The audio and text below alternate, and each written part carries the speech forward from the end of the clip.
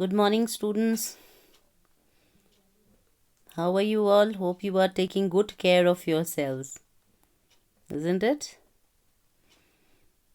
So, once again, let's get back to studies. Yes, we are taking up history today. We would be discussing the third chapter, that is ruling the countryside. In the previous chapter, we had already come across where East India Company had established itself in India, and they were also on to taking favors from Aurangzeb.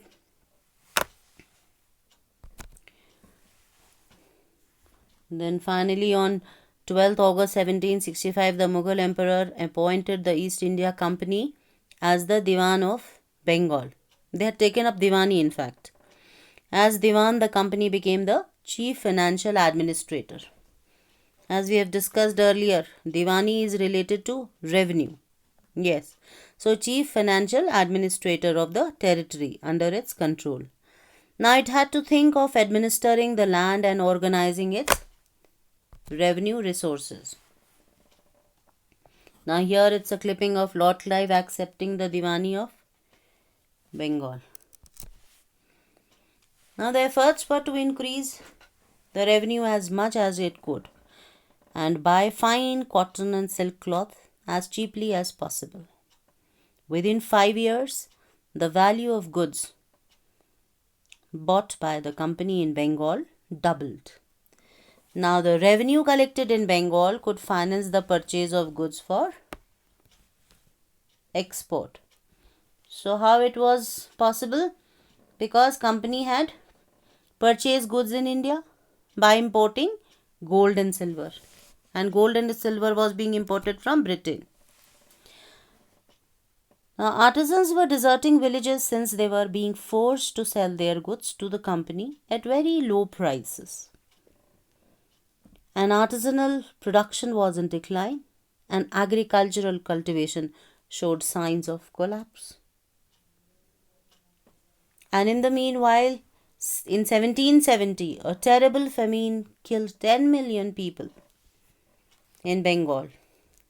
Almost 1/3 of population was wiped out.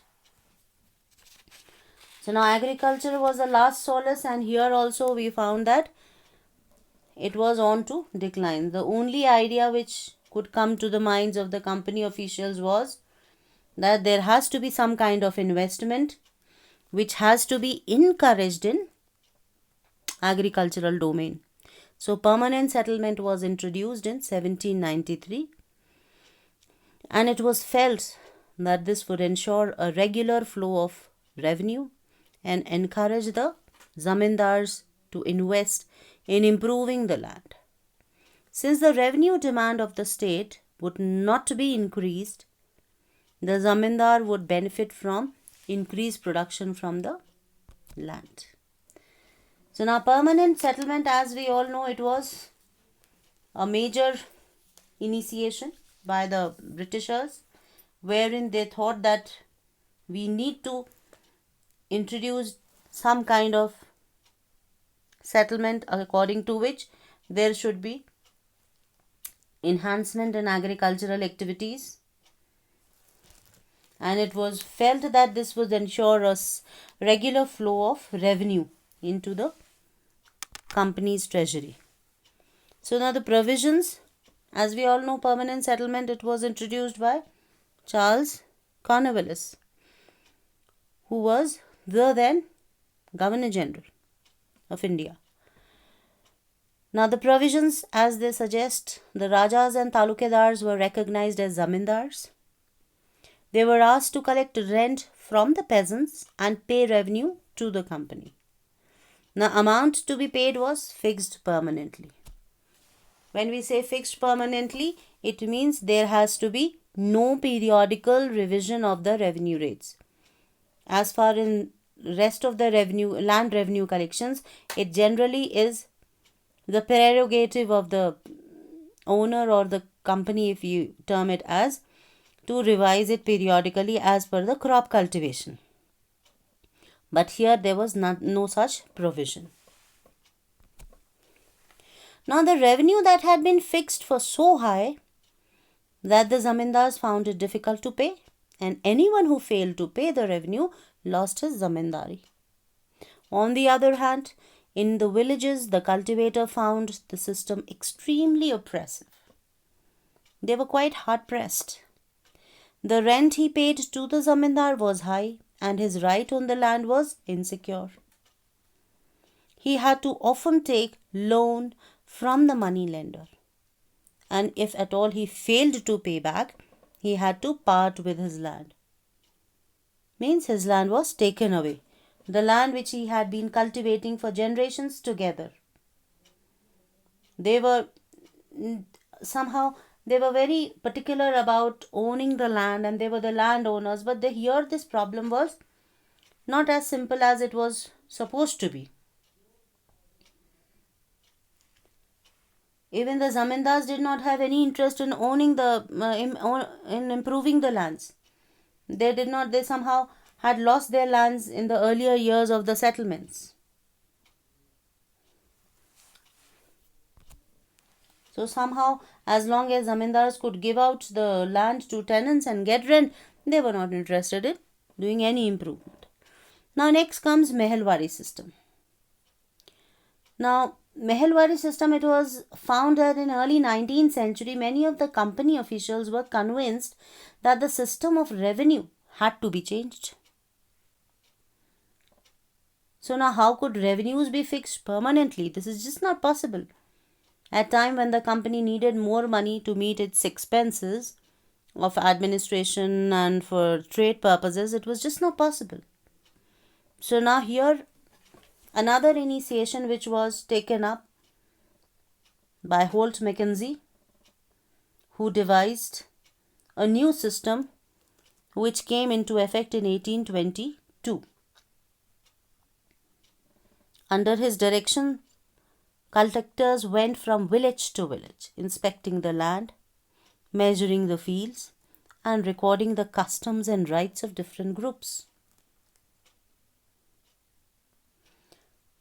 The revenue of each plot within a village was added up to calculate the revenue that each village or mahal had to pay. Now here, it was not much matter of concern when Holt Mackenzie felt that the village was an important social institution in North Indian society. So he took up as a village, to which he called mahal. Right? So estimated revenue of each plot within a village had to be added, and it was later on taken into consideration that each village, or as it was termed as mahal, had to pay. So now the provisions as suggested, the revenue rates were periodically revised, which they were actually looking forward to. They means Britishers. Now the revenue was collected by the village headman. What was the difference? Permanent settlement, the revenue was collected by the zamindars. So here the revenue was collected by the village headman. Now village headman would be later on giving it to the British paramountcy. So village headman used to pay the collected revenue to the company. It was practiced in the northwestern provinces of Bengal. That was the region. And somehow the charge of collecting the revenue and paying it to the company was given to the village headman, not to the zamindar. So this system came to be known as Mehelwari system, because Mahal was village, and who was the person? Village headman. So somehow it got to be called as Mehelwari system. Now coming to the next provision of land revenue, that was the Munro system. Why we quote it as Munro system? Because it was, the main initiation was taken by Thomas Munro. Although the new system that was devised came to be known as Raiyatwari system, It was tried on a very small scale by Captain Alexander Reed in some areas where they were taken over by the company after the wars. But anyways, Thomas Munro introduced the system, which was gradually extended all over South India. Then the settlement was directly made with the cultivators.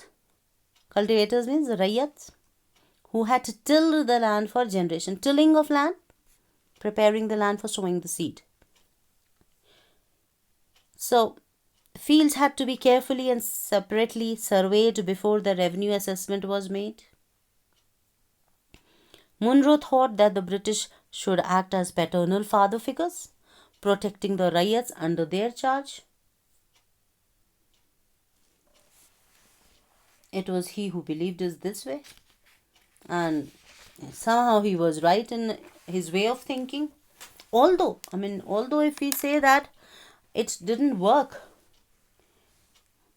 because it was within few years the new system was imposed, and it was clear that somehow something is not right. Because how come initially permanent settlement, then coming the Mahalwari system, now the Rayyatwari system is again being introduced? Somehow things are not very well as they seemed to be. So, driven by the desire to increase the income from the land, revenue officials fixed too high a revenue demand, and peasants were unable to pay. With the result, Rayyats fled the countryside and villages became deserted in many regions. Although many of the British officials, they had imagined and assumed that new systems would transform the peasants into rich, enterprising farmers, but this somehow did not happen. And it was believed that somehow, if we are not able to take the revenue collection from them, we need to work upon it. So the British also realized the countryside could not only yield revenue, it could also grow crops otherwise. So somehow it was looked into this with this perspective, wherein later on it was found that Britishers initiated the cultivation of other crops so as to expand the cultivation, and with the result opium and indigo was cultivated. Although I would be taking that in the next segment, next module of your chapter, so that we would be only talking about cultivation of indigo and opium and how it was not very successful, because most of the time those indigo planters, they were forced to grow, and as it was very well known that these crops, if they are cultivated, first of all, they are not edible crops. Then who's going to benefit from them? Not many people, except for the Britishers, maybe somehow the mediators or the Gomastas as they were called. And the land generally became fallow, infertile. It lost its fertility. So with the results, no crop cultivation could be done in the forthcoming year. And so there was a lot of resentment regarding all those things.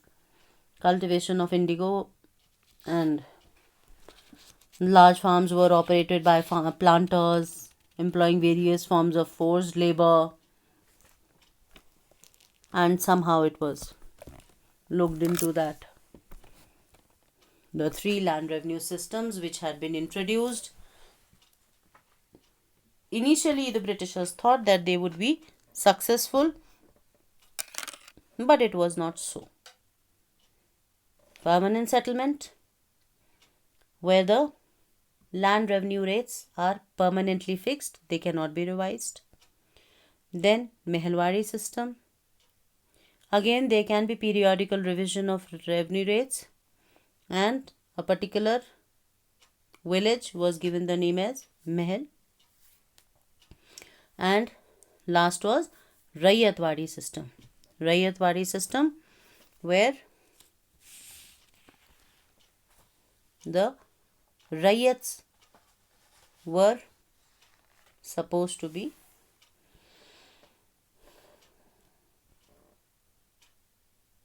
collecting the revenue, and later on it has to be given to the British company.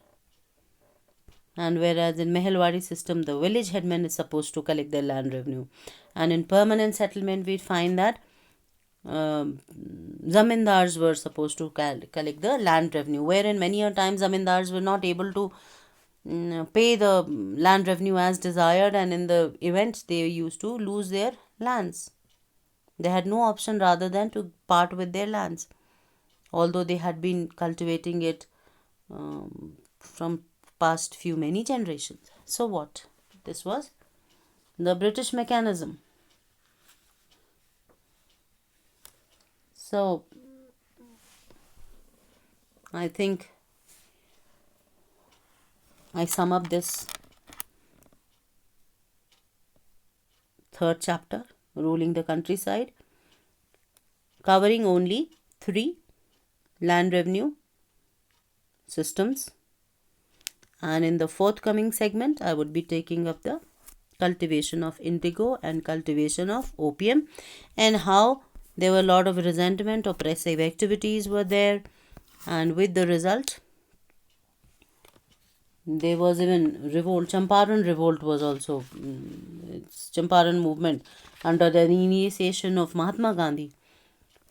That it was also there, so as to raise their voice against the cultivation of indigo. So, with this, I give an end to this segment. And of course, as far as assignment, I would be giving you an assignment in the classwork section, wherein you have to make a PowerPoint presentation on the land revenue systems during British rule.